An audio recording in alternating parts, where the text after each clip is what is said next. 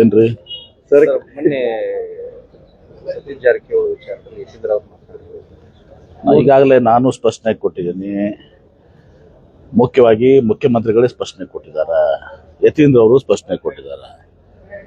ಅವರು ಯಾವ ಅರ್ಥದ ಹಿಂದುಳಿದ ನಾಯಕ ಸಿದ್ದರಾಮಯ್ಯನವರ ಸಿದ್ಧಾಂತ ನಂಬಿಕೆಗಳನ್ನು ವಿಶ್ವಾಸ ಇಟ್ಕೊಂಡ ಯಾವ ರೀತಿ ನಾವು ಬಸವಣ್ಣನ ನಡೆದುಕೊಂಡಿದ್ದೇವೆ ಆ ರೀತಿಯಿಂದ ಒಂದು ಇದರಿಂದ ಮಾತಾಡಿದರು. ಅನವಶ್ಯಕವಾಗಿ ಮಾಧ್ಯಮದವರು ಅದನ್ನು ದೊಡ್ಡದಾಗಿ ಸೃಷ್ಟಿ ಮಾಡಿದ್ದಾರೆ. ಇದೆಲ್ಲ ಮಾಧ್ಯಮದ ಸೃಷ್ಟಿ ನಿಂತು ಅವ್ರು ಹೇಳಿದ್ದಂಥ ಅರ್ಥ ಬೇರೆ. ಸರ್ ಈಗ ರಾಜಕಾರಣ ಮಾತಾಡಿದ್ದಾರೆ ಸರ್.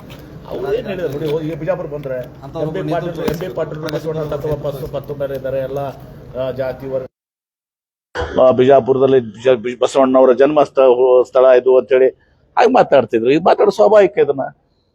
ಸರ್ ಈಗ ಹಿಂದೂ ಸಮಾಜವನ್ನು ಒಡೆಯೋದ್ರಲ್ಲಿ ಅಗ್ರಸ್ಥಾನದಲ್ಲಿ ಎಂ ಬಿ ಪಾಟೀಲ್ ಇದ್ದಾರೆ ಅಂತ ಹೇಳಿ ಈಶ್ವರಪ್ಪ ಯಾರು ಈಶ್ವರಪ್ಪ ಹೌದಾ? ಈಶ್ವರಪ್ಪ ಮೊದಲು ಅವ್ರು ಬಿಜೆಪಿ ಹೊರಗೆ ಹಾಕ್ಯಾರಲ್ಲ, ಅವ್ರನ್ನ ಯಾಕೆ ಹೊರಗೆ ಹಾಕ್ಯಾರ? ಲಘುವಾಗಿ ಮಾತಾಡ್ತಾರ ಹಾಕಿದಾರ. No comments. RSS ಬ್ಯಾನ್ ಅಂತಕ್ಕಂಥ ವಿಚಾರ, RSS ಏನು ಬ್ಯಾನ್ ಅಂತಕ್ಕಂಥ ವಿಚಾರ, ಅದಕ್ಕೆ ಕಡಿವಾಣ ಹಾಕಬೇಕು ಅನ್ನೋ ವಿಚಾರ. ಯಾವುದು?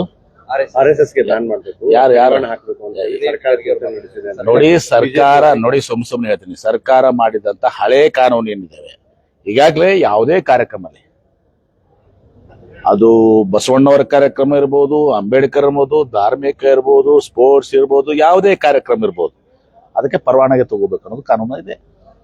ಪರವಾನಗಿ ತಗೊಳ್ಳೋದು ಮಾಡಕ್ ಸಾಧ್ಯ ಇಲ್ಲ. ಅದಕ್ಕೆ ರೂಲ್ಸ್ ಫ್ರೇಮ್ ಮಾಡ್ರಿ. ಸರಿಯಾಗಿ ಇಂಪ್ಲಿಮೆಂಟ್ ಆಗ್ತಾ ಇಲ್ಲ. ಬಹಳ ಜನ ಪರ್ಮಿಷನ್ ತಗೋತಾ ಇಲ್ಲ, ಬರೀ ಒಂದು ಅರ್ಜಿ ಕೊಟ್ಟು ಹೋಗ್ತಾರೆ.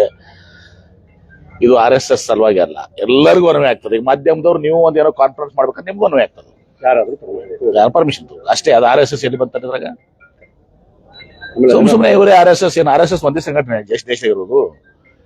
ಹಂಗೆ ಇರ್ತಾರೆ. ಯಾವುದೇ ಸಂಘಟನೆ ದಲಿತ ಸಂಘಟನೆ ಮಾಡಿದ್ರು ಅಷ್ಟೇ ಅದ, ಲಿಂಗಾಯತ ಸಂಘಟನೆ ಮಾಡಿದ್ರು ಅಷ್ಟೇ ಅದ, ಯಾರು ಮಾಡಿದ್ರು ಅಷ್ಟೇ. ಮಾಧ್ಯಮದವ್ರು ನೀವು ನಿಮ್ಮ ಸಂಘಟನೆ ಮಾಡಿದ್ರು ನಿಮಗೂ ಅದ.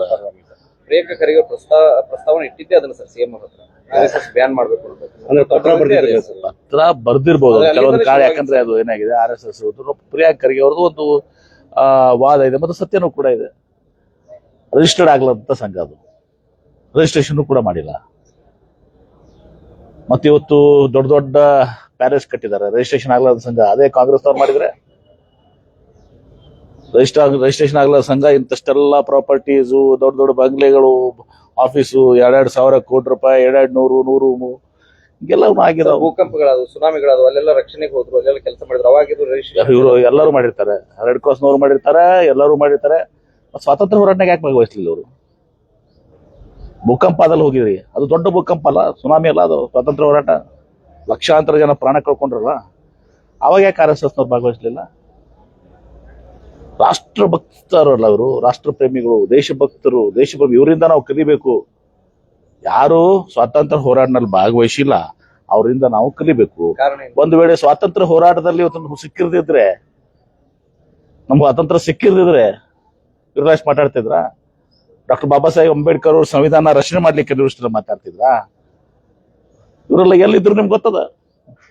ಎಲ್ಲ ಬ್ರಿಟಿಷರು ಕೂಡ ಹೌದು, ಸತ್ಯ ಅದು. ಸರ್ ಈಗ ಜಿಲ್ಲೆಯಲ್ಲಿ ಕಂಟಿನ್ಯೂಸ್ ಆಗಿ ಭೂಕಂಪಗಳು ಆಗ್ತಾ ಇದೆ. ತಿಕೋಟದಲ್ಲಿ ಆಯ್ತು, ಅದೇ ಅದೇ ಹಿಂದಿನೂ ಕೂಡ ಆಗಿದೆ. 3-4 ಬಹಳ ದಿವಸ ಇದೆ, ಅದಕ್ಕಿಂತ ಮುಂಚೆ ಟಕ್ಳಿಕಿ ಇದು ಎಲ್ಲ ಇವತ್ತು ಸಾಗ್ತಾ ಇದೆ. ಅದಕ್ಕೆ ಈಗಾಗಲೇ ಹಿಂದೆನೂ ಕೂಡ ಅದನ್ನು ಸ್ಟಡಿ ಮಾಡಿದ್ದಾರೆ. ಇವರು ಮಾಪನ ಕಡಿಮೆ ಇದೆ, 2.5 ರಿಕ್ಟರ್ ಇದೆ. ಅದಾಗಿನೂ ಕೂಡ ನಾವು ಇಲಾಖೆಯವರು ಗಮನಿಸ್ತಾರೆ 2.9 ಅದೇ ಗೊತ್ತಾಗುತ್ತೆ ಅಂತ ಹೇಳಿ. ಅದನ್ನ ಇವತ್ತೊಂದು ಸಸ್ಮಿಕ್ ಇದರಿಂದ ಯಾಕೆ ಇದು ಆಗ್ತದೆ ಅಂತ ಹೇಳಿ ಇಲಾಖೆ ಇದೆ. ಅದರಿಂದ ಅದನ್ನ ನಾವು ಮಾಡ್ಕೊಂಡು ಕಾರಣ ಏನು ತಿಳ್ಕೊತೀವಿ. ಸರ್ ಈಗ ಕಾರ್ಯದರ್ಶಿ ಶ್ರೀಗಳಿಗೆ ವಾಪಸ್ ಮತ್ತೆ 2 ತಿಂಗಳು ಆದ ನಂತರ ಕಂಟಿನ್ಯೂ ಆಗುತ್ತಾ ನಿರ್ಬಂಧ, ಅಥವಾ ಅಷ್ಟಕ್ಕೆ ಮುಕ್ತಾಯ ಆಗುತ್ತೆ? ನೋಡಿ, ಇದು ಹೈಕೋರ್ಟ್ ವಿಚಾರಗಳನ್ನ ನೀವು ಹೈಕೋರ್ಟ್ನಾಗ ಹೋಗಿ ಕೇಳಬೇಕು.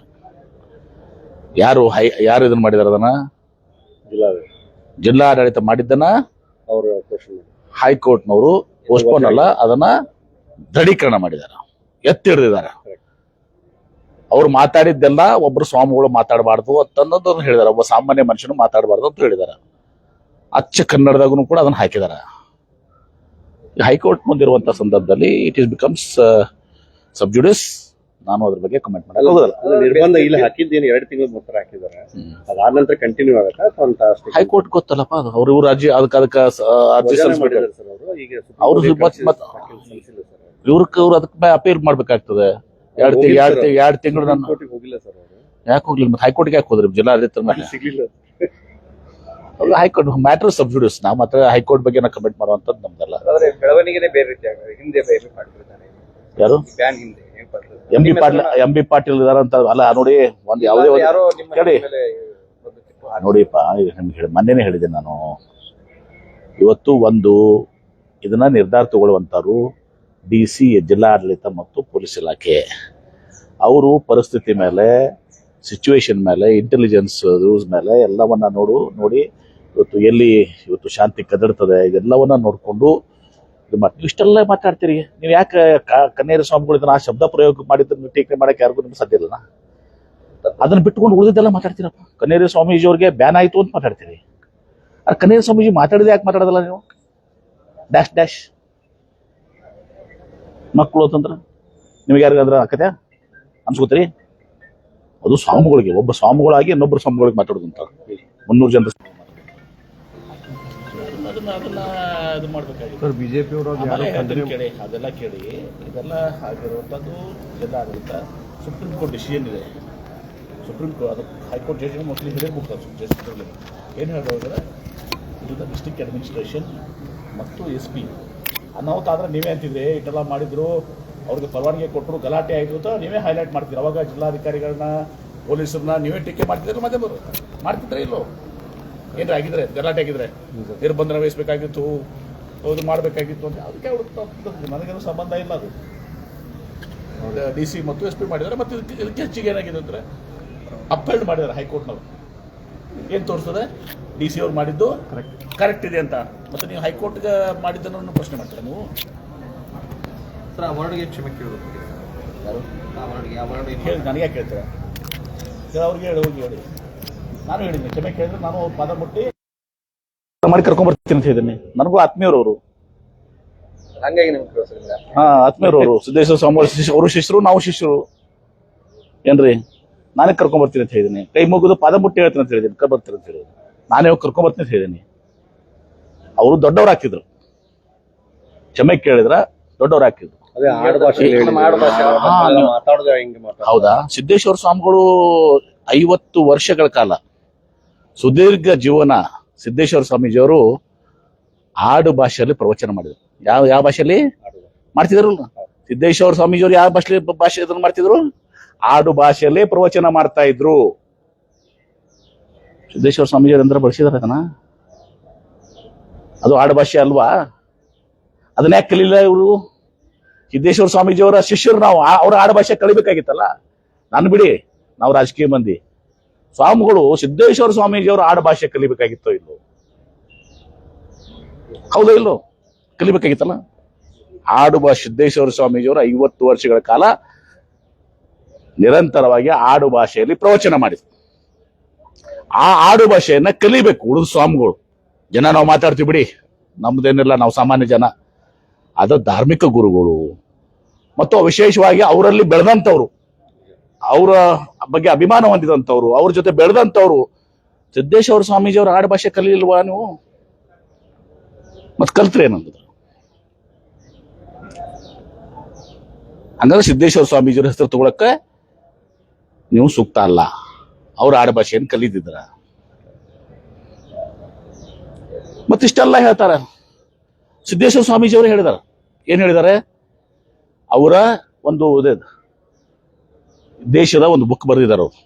ಏನ್ರಿ ಸಿದ್ದೇಶ್ವರ ಸ್ವಾಮಿಗಳು ಏನ್ ಬುಕ್ ಬರೆದಿದ್ದಾರೆ ಅಂದ್ರೆ, ಜಾಗತಿಕ ಧರ್ಮಗಳು, ಅವತರ ಸಾರಗಳು, ಸೂತ್ರಗಳು, ಧಾರ್ಮಿಕ ಜಾಗತಿಕ ಧರ್ಮಗಳು, ಅವತರ ದೇಶಗಳು ಏನೋ ಬರೆದಿದ್ದಾರೆ. ಮೊನ್ನೆ ನೋಡಿದಾರೆ, ನನಗೆ ಯಾರೋ ಕಳಿಸಿದ್ರು, ಬುಕ್ಕನೇ ಕಳಿಸಿದ್ರು ನನಗೆ, ಸಾರಾಂಶಗಳು.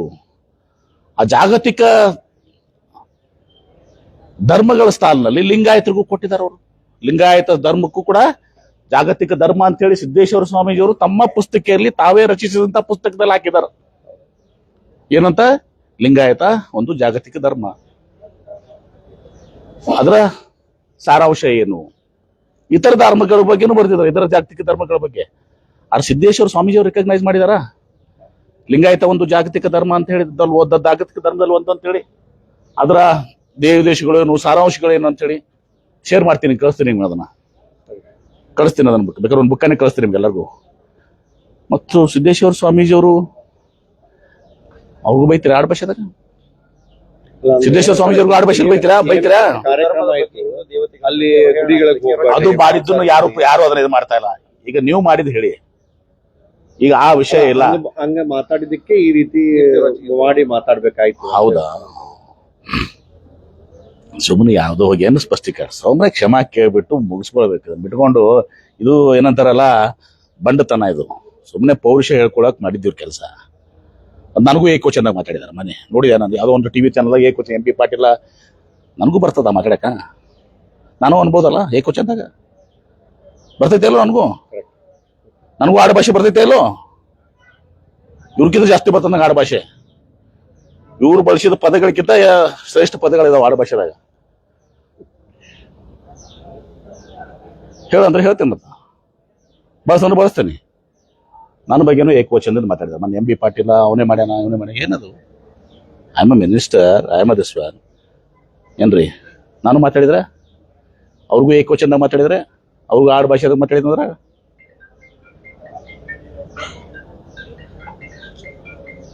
Yes, sir. Thank you.